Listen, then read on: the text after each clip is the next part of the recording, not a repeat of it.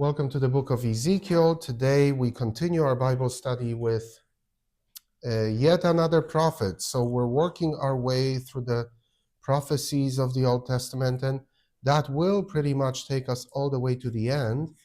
And then we'll finish up with Maccabees 1 and 2, and that'll be the end of the Old Testament. So we're very close to getting to the end of the Old Testament, which is quite an accomplishment. Now, that's because I started with Isaiah. You want to listen to all the other books starting with Genesis, you have to go to my YouTube channel. Yeah, and you can do that. Have you? Yeah.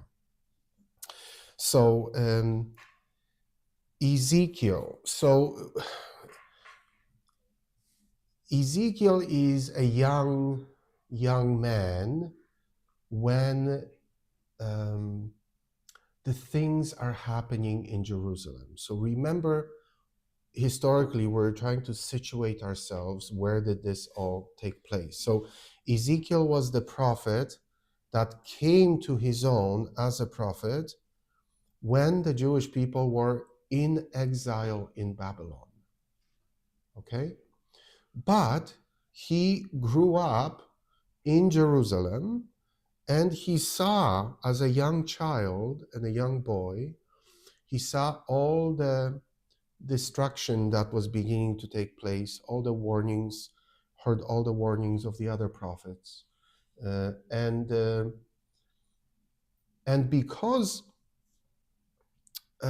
he grew up in such close proximity to this impending doom that was being preached by true prophets, and at the same time, words of comfort by the false prophets. Now, think about this. You've got different prophets saying different things. Just maybe as today, we have different priests, different preachers, different pastors saying different things. Who do you listen to?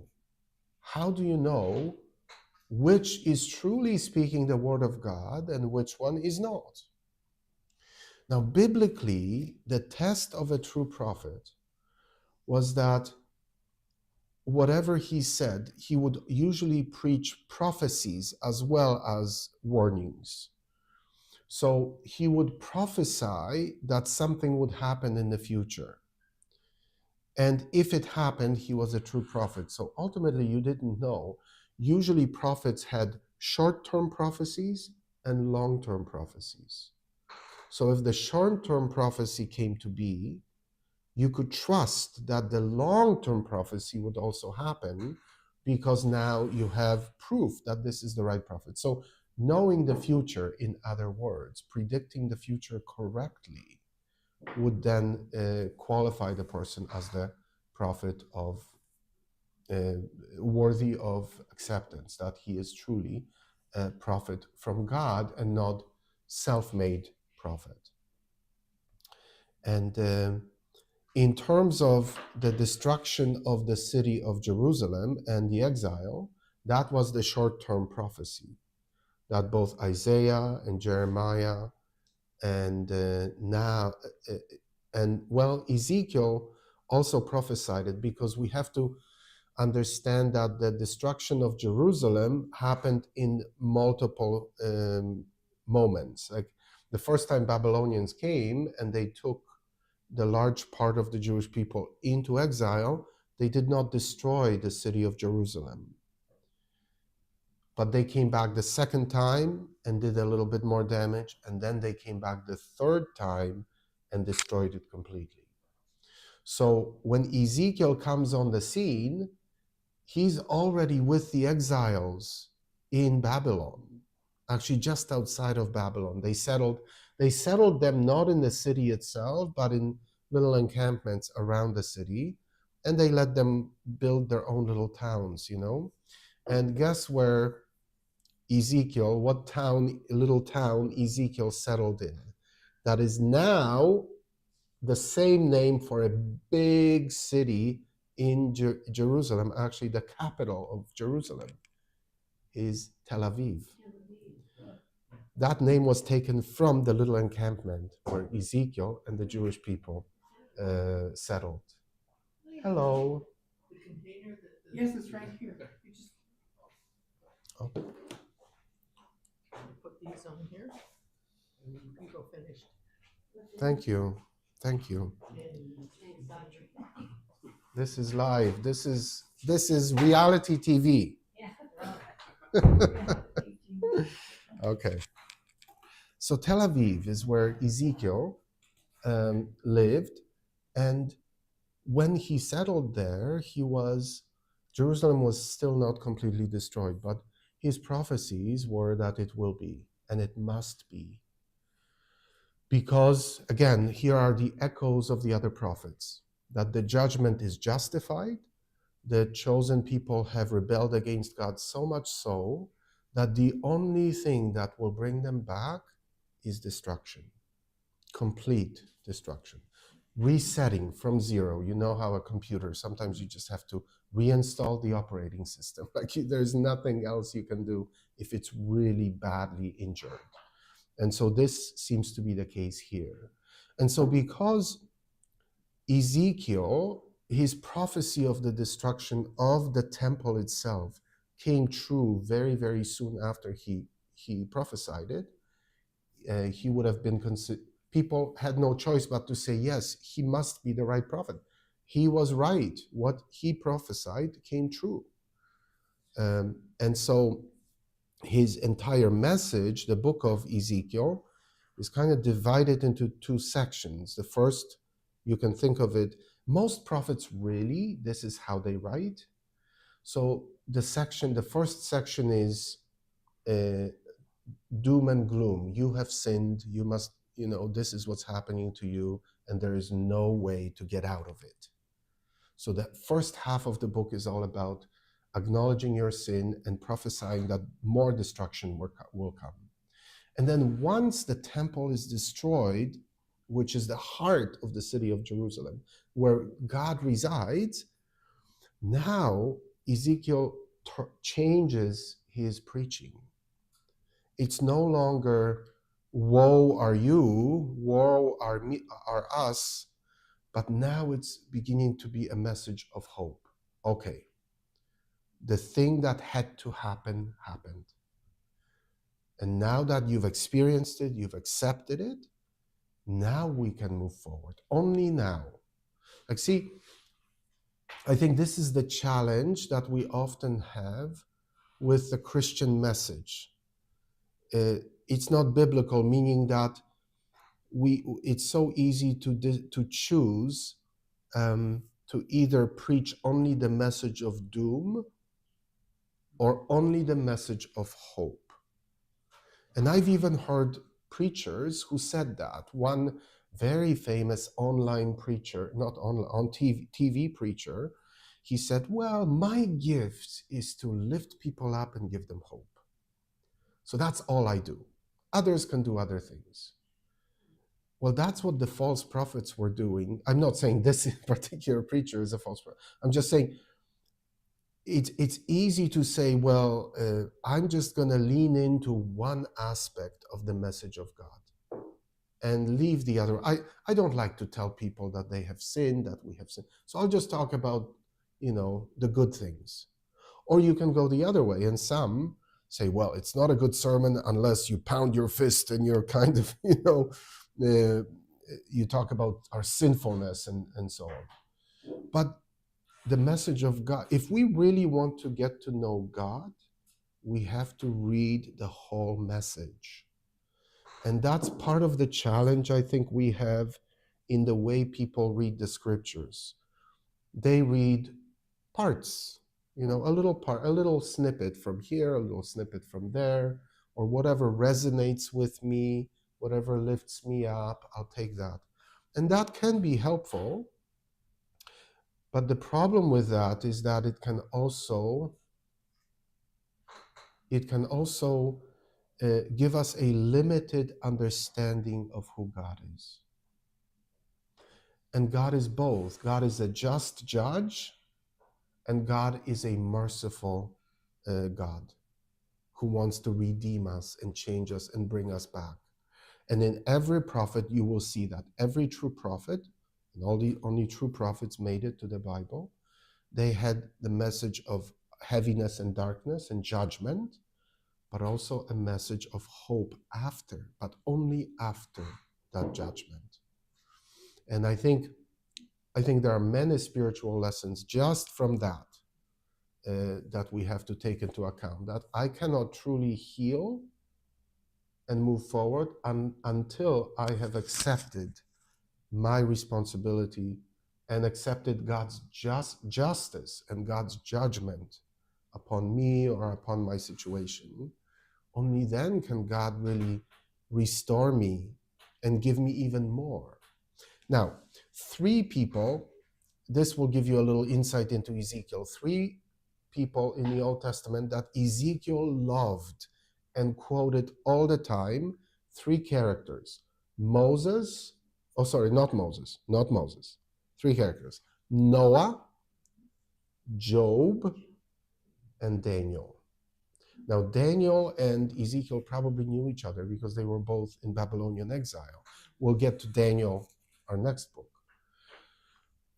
But Ezekiel, in the first portion of this book, he constantly repeats that even if the best people who ever lived, and he names them, Noah, Job, and Daniel, even if they repented and were with you, God would still not change his mind because you've gone too far.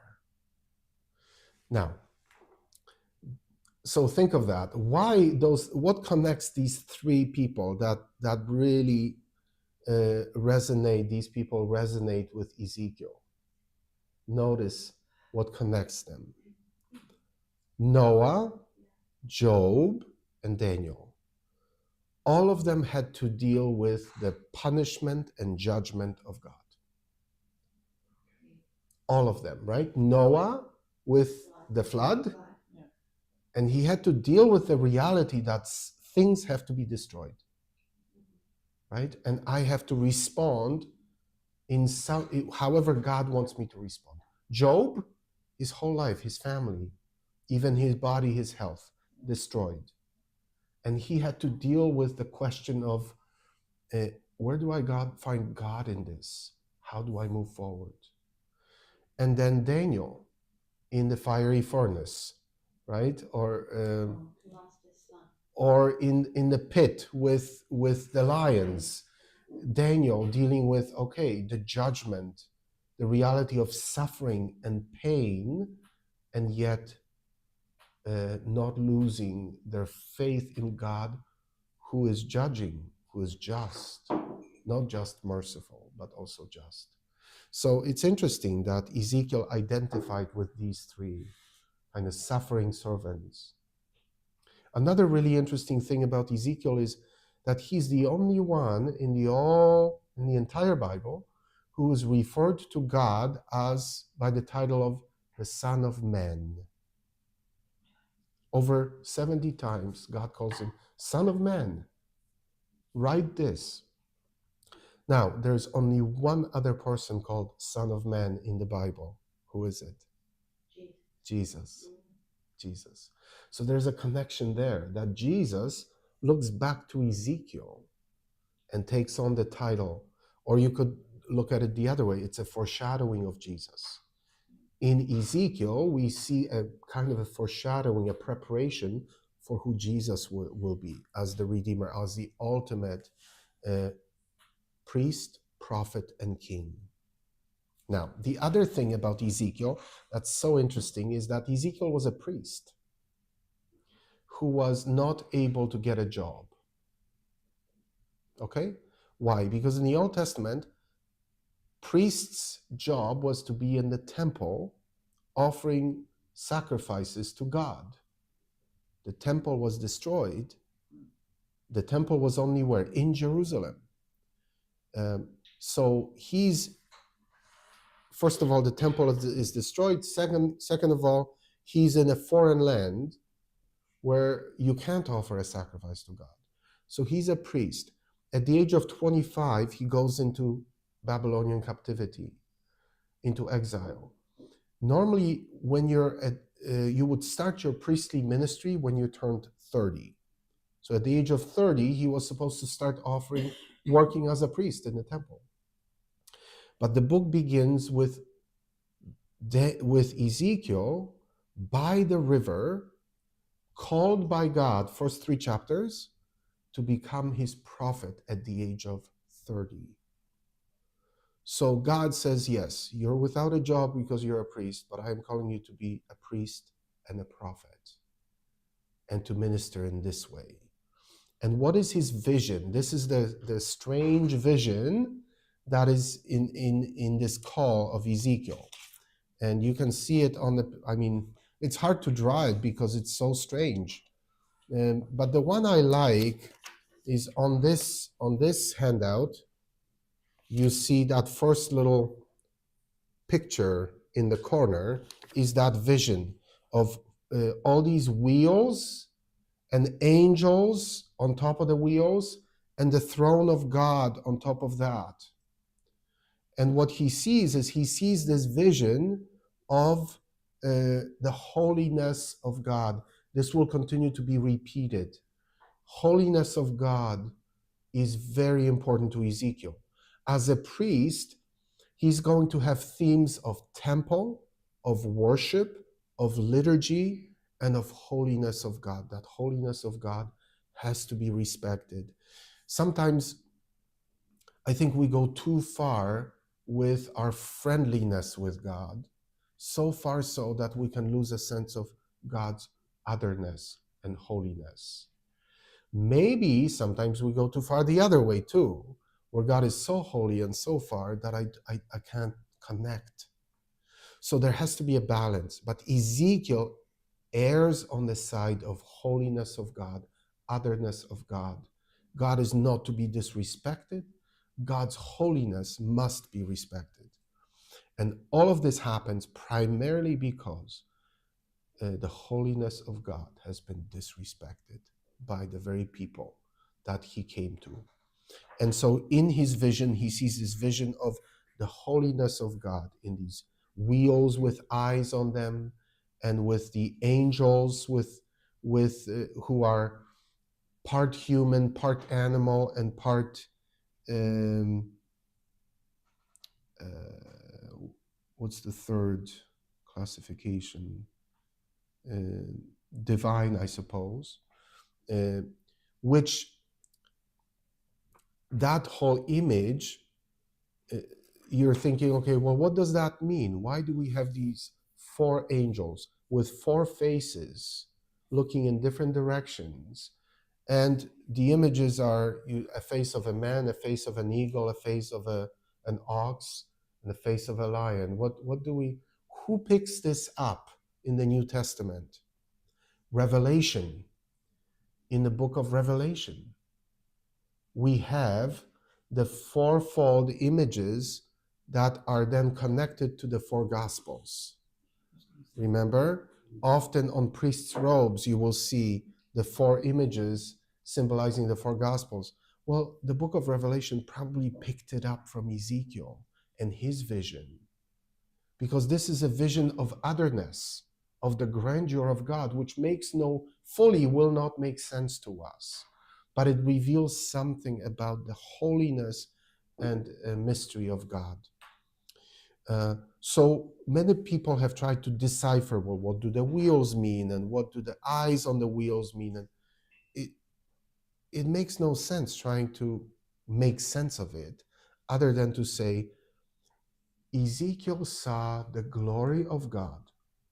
Or in other words, Ezekiel saw a little glimpse of heaven, of what reality is like with God in heaven. And that's exactly what John saw in the book of Revelation. And both of them had the same response. They fell on their faces as if dead when they saw the glory of God. Somewhere I read this. I said, if we ever saw God in all of his glory, we would die of love. And if we saw the devil in all of his awfulness, we would die of fear. So God reveals only what we can handle. at this time, right? Even his glory has to be veiled in some way. Remember that image from the Old Testament with Moses? Whenever he spoke to God in the tent of meetings, his face would glow, and he came out, and people said, we can't. You have to veil your face. We can't. It was too much. It was too, um, it was too much of a vision for them, but not for Moses. So it's kind of like, when we wake up in the morning, I think, and we've been in darkness all night, we have to allow the light to enter our eyes slowly, or we become blind. Too much light, when we're not slowly introduced to it, can actually cause us harm rather than good. And it's the same, I think, with the glory of God, right? That we slowly have to, through our life of holiness and closeness with God and purification, be introduced to that which we can then handle. Okay, so there are two visions. Two times Ezekiel sees this vision of the glory of God. This platform on which God sits on the throne with the four angels and the wheels moving here and there. The first time by the river in Babylon, where he receives his call to be the prophet, and the second time is in chapter 8, and he sees a vision of the temple in Jerusalem before it's destroyed. And he sees the same glory of God leaving the temple as the Jewish people are offering sacrifices to pagan gods inside the temple and outside the temple. The ultimate offense against the true God is to offer to do pagan worship. And that was the ongoing struggle for the Jewish people who were surrounded by other nations. They could not accept who they were. They always wanted to be like someone else. Does that sound familiar? We're always thinking of, oh, if I could only have what he has, if I could only be as healthy as she is, if I could, we often for immigrants, and I can speak from experience, when I came to Canada, I just wanted to be like everyone here. I want to speak like everyone here. I want to lose my accent. Because that's our human tendency, is to belong, to be accepted. But in doing that, first of all, I'll never be like people who were born here, because that's impossible to change history. And secondly, I will deny who I am. And so now I've lost both. Because what happened to me is, after 10 years here, I went back to Poland to visit. I was maybe, I don't know, I was 20 or something. And people over there were saying to me, you're not like us. You speak the same language and we don't detect an accent, but you're different. So I felt like I didn't belong there anymore, and I didn't quite belong here. And maybe that's part of the challenge the Jewish people had, is they always looked up to other nations instead of looking within and saying, actually, we have been given the ultimate gift, in this gift of faith in God, who is all powerful, rather than these pagan nations who maybe were wealthier than they were, and but they worshipped all these false pagan gods and all these rituals. And so that was the ultimate sin, I think, was a rejection of themselves and who they were as the Jewish people, and always trying to be someone else and make deals with someone else, other kings. And that's part of the prophecies of Ezekiel as well. After Ezekiel sees this vision of the glory of God leaving the temple, he then gives all these judgments on Israel. And he does it in very interesting ways. He's also a bit of a street theater guy. God asks him not only to tell them, but to show them.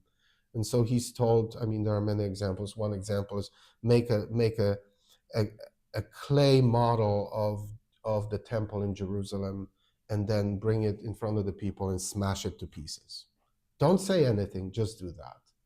Or lie on the ground tied up for 300 days and eat food that's cooked over uh, dried excrements, and so that people will know that this is the kind of punishment they'll have to go through.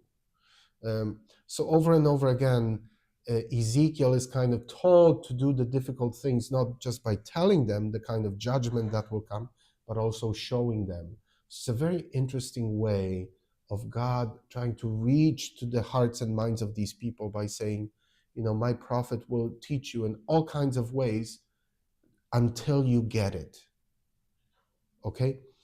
Even one of the hardest things for me that he had to do, as I'm thinking it, I'm thinking, I don't know if I could do this.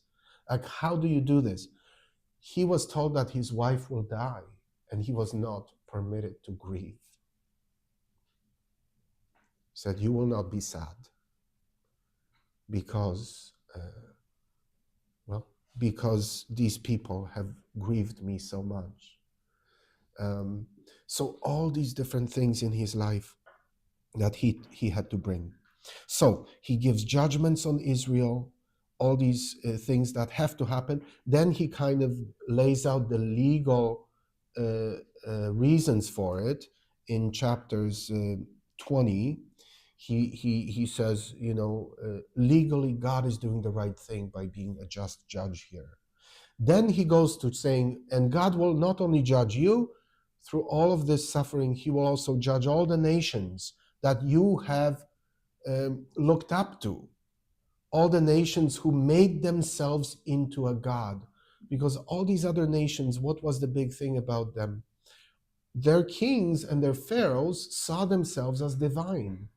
And that was an ultimate insult against God. And the Jewish people looked up to them. See, that was the.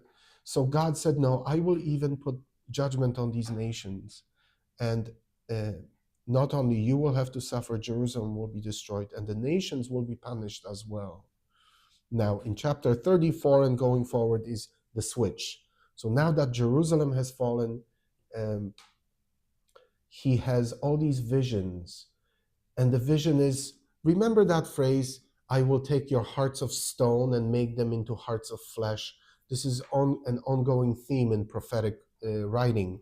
And Ezekiel repeats that as well, that only through suffering and accepting God's judgment will your hearts be softened, because they were hard as stone. And so my message could not penetrate. And so once their hearts are softened, and they are softened through that suffering, now the visions of the future come up, where there's that famous vision in chapter 37 of the dry bones, the valley of the dry bones, you've probably heard of, where Ezekiel is taken to this valley of the dry bones and says, preach to these bones and they will come alive. So how can they come? They've been dead for centuries.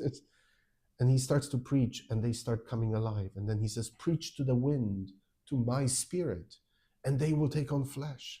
And Ezekiel preaches and they come. Now, this is a vision, but again, it's a vision that it's meant to say that even though you feel like you've been destroyed to the point where there is no life left in you as a nation, in you as a people of faith, through my preaching and acceptance of me, I can bring this all back.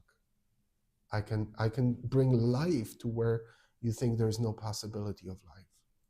So that's a very famous passage from Ezekiel that's often referred to, the valley of the dry bones. And then the whole book ends with the temple. Again, Ezekiel is a temple. He's a priest. Temple, worship, sacraments, all of that is very important.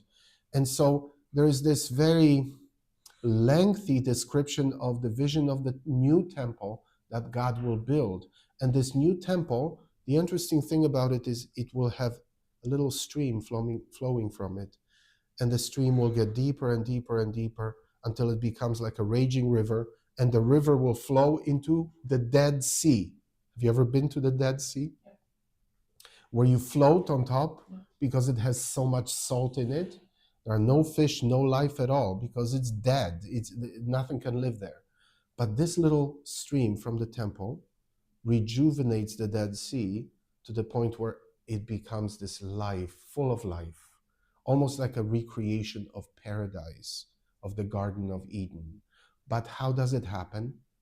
Through the temple, proper worship of the temple, and the live streaming water. So many have talked about, well, what does that mean going into the future? This is the long term prophecy. Well, what did Jesus say about himself? Destroy this temple, and in 3 days I will raise it up. And he was not talking about the temple built by human hands, but the temple of his body, the temple of his body. And he accomplished it. And through Jesus, the 3 days of his passion, death, and resurrection, we believe that what? Now the glory of God is not contained in one building, but is contained in the person of Christ through his message and his sacraments. Baptism, the waters of baptism, sacramental life, the Eucharist, all of that, which is not contained to one place, but it can be now, it's contained to that one person. In Jesus, all things are fulfilled. So that would be our interpretation of Ezekiel as the one who really stresses temple worship, but his vision is that there will be this new temple, a new kind of worship, but worship is still important. We are not a people, individuals who just read the Bible and use it as a self-help book. Uh, we are a people of worship because God's glory is beyond our imagining.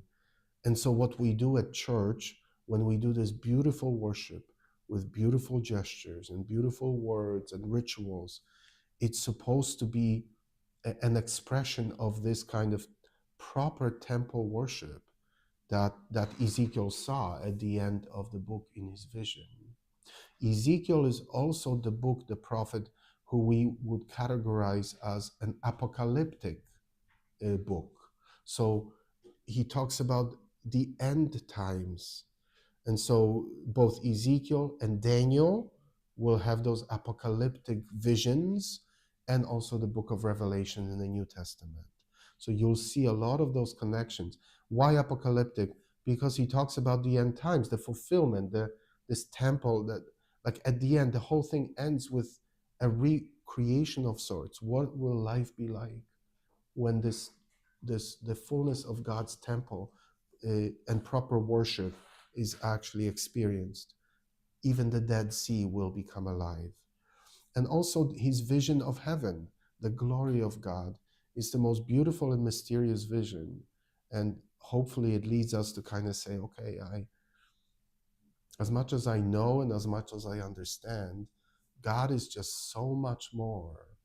And um, it's important to kind of remember that, the glory, the grace, the mystery of God. And yet all of that is, God has reached out because God wants to be known by us and wants to be a part of that. Right? So that's the book of Ezekiel, the priest who became a prophet. Jesus is fulfilled in all of this as the ultimate priest, prophet, and king who enacts that true worship and and overwhelms all the enemies of God ultimately by his submission and obedience to the Father through his death and resurrection, and his gift of faith through the creation of the church to continue to go and preach and worship and bring people to Christ. So that's where we'll end. And I'll thank those who are online. All four of you live, but hopefully. Say hi to Linda. Hi to Linda. And hi to everyone who's joining us. God bless you.